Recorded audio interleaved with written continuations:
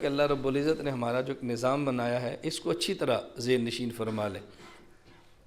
ہم یہ طے کر لیں، خوشی ہو غم ہو، دکھ ہو یا سکھ ہو، بیماری ہو صحت ہو، دولت ہو غربت ہو، ہر حال میں اللہ کے حکم کے مطابق زندگی گزارنی ہے۔ بس عبادات میں مزہ آئے، عبادات میں مزہ نہ آئے، ہر حال میں عبادت کرنی ہے۔ لطف آئے لطف نہ آئے، تلاوت پھر بھی کرنی ہے۔ سردی لگے یا گرمی لگے، نماز وقت پہ پڑھنی ہے۔ بس فقر کا خطرہ ہو یا نہ ہو، زکوٰۃ بہر صورت ہم نے ادا کرنی ہے۔ تو جب یہ فیصلہ کریں گے تو پھر ایک وقت آئے گا کہ عبادت کرتے وقت انسان کو لطف آنا شروع ہوتا ہے۔ حضرت حاجی امداد اللہ مہاجر مکی نور اللہ مرقدہ، سید الطائفہ، دارالعلوم دیوبند سے وابستہ تمام مشائخ کے پیر اور پیروں کے پیر، اور اس بر اعظم میں خصوصاً اور دنیا میں خانقاہ کی لائن سے جتنا فیض حاجی صاحب کا ہے، ہمارے ماضی قریب میں شاید کسی اور شخص کے اتنا فیض ہو۔ حکیم الامت مجدد الملت مولانا اشرف علی تھانوی نور اللہ مرقدہ فرمایا کرتے تھے، اگر حاجی امداد اللہ مہاجر مکی رحمہ اللہ کی صحبت مجھے نہ ملتی تو میں فتوی باز مولوی بنتا۔ یہ حاجی صاحب کی صحبت ہے کہ میں فتوی باز مولوی نہیں بنا، میں نے حالات کو سمجھ لیا، یہ حاجی صاحب کی صحبت کا اثر ہے۔ تو حاجی صاحب رحمہ اللہ فرمایا کرتے تھے کہ یہ بات ہمیشہ یاد رکھیں، جب بھی انسان اللہ کی اطاعت میں لگتا ہے تو یہ فوراً عبادت نہیں بنتی، مرحلہ وار بنتی ہے۔ حضرت فرماتے تھے کہ دینی عمل پہلے ریا کی شکل اختیار کرتے ہیں، لوگ سمجھیں گے بہت نیک آدمی ہے، تقریر بڑی اچھی کرتا ہے، ذکر بہت اچھا کرتا ہے، نماز بڑی اچھی پڑھتا ہے، میں تہجد پڑھوں ان لوگوں کو پتہ بھی چلے تہجد پڑھتا ہے، میں دین کا کام کروں پتہ بھی چلے اتنا کام کرتا ہے۔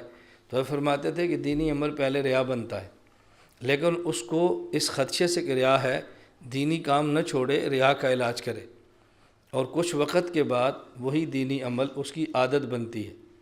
اب ریا تو نہیں رہتی، اب عادت بن جاتی ہے۔ اگر اس وقت نفل وقت پہ نہ پڑے طبیعت بے چین ہوتی ہے، اس کی عادت بنتی ہے، اور اگلے مرحلے میں وہی اس کی عادت عبادت بن جاتی ہے۔ تو حضرت فرماتے ہیں کہ عبادت تک پہنچنا ہے، ان خدشات کے پیش نظر عبادات کو چھوڑنا نہیں ہے۔ حضرت حکیم الامت مجدد الملت مولانا اشرف علی تھانوی نور اللہ مرقدہ کے اجل خلیفہ حضرت مولانا ابرار الحق ہردوئی رحمۃ اللہ علیہ، یہ حضرت حکیم الامت تھانوی رحمۃ اللہ علیہ کے آخری خلیفہ ہیں جو دنیا سے رخصت ہوئے۔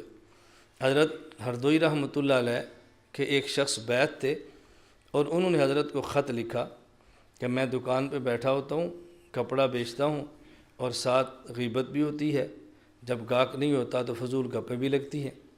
تو حضرت رحمۃ اللہ علیہ نے کو جواب میں لکھا کہ آپ اپنا کپڑا فروخت کیا کریں، اور جب وہ گاہک نہ ہو اور وقت مل جائے تسبیح اپنے ہاتھ میں رکھ لیں تو پھر ذکر شروع کر دیا کریں۔ اور جب ان کو خط موصول ہوا تو انہوں نے حضرت کو پھر خط لکھا، انہوں نے کہا حضرت میں نے فارغ وقت میں ہاتھ میں تسبیح پکڑ کے اللہ اللہ کرنا شروع کیا ہے، لیکن اب میرا دل بہت خوش ہوتا ہے کہ لوگ اس کو بہت نیک سمجھتے ہیں، میرا دل بہت خوش ہوتا ہے کہ لوگ اس کو نیک سمجھتے ہیں، تو اب ریا آنی شروع ہو گئی ہے۔ حضرت نے واپسی خط لکھا تو حضرت نے فرمایا کہ تو اب تمہارے دل میں آتا ہے کہ لوگ تمہیں اچھا سمجھتے ہیں، تو کیا تم اس پر خوش ہو کہ لوگ تمہیں برا سمجھیں؟ تم کیا چاہو گے، لوگ تمہیں برا سمجھیں؟ تو اگر تم چاہتے ہو برا سمجھے پھر بتاؤ، تم لوگوں کے لیے ذکر نہیں کرتے، اگر لوگ اچھا سمجھتے ہیں تو یہ اللہ کی نعمت ہے، اس میں حرج والی بات کون سی ہے کہ لوگ اچھا سمجھتے ہیں؟ تو یہ شیطان کے دھوکے ہوتے ہیں، اور ان دھوکوں کا علاج چونکہ شیخ سمجھتا ہے، اس لیے ہم تعلق رکھنے والے اور بیعت کرنے والوں سے گزارش کرتے ہیں کہ خطوط لکھ کے اپنی صلاح کروایا کریں۔ جب کوئی شخص بیعت ہو تو خط لکھے، 1 مہینے میں خط ضرور لکھے، اپنے گناہ ضرور بتائے، اپنی بیماری ہو تو تعلق رکھے، اپنی بیماری دور کرنے کے لیے مشورہ طلب کرے۔ اس کی پابندی کریں گے تو آپ خود محسوس کریں گے کہ خط لکھنے سے اور پھر خط پر عمل کرنے سے فائدہ کتنا ہوتا ہے، آپ محسوس فرمائیں گے، لیکن جب رابطہ رکھیں گے تو پھر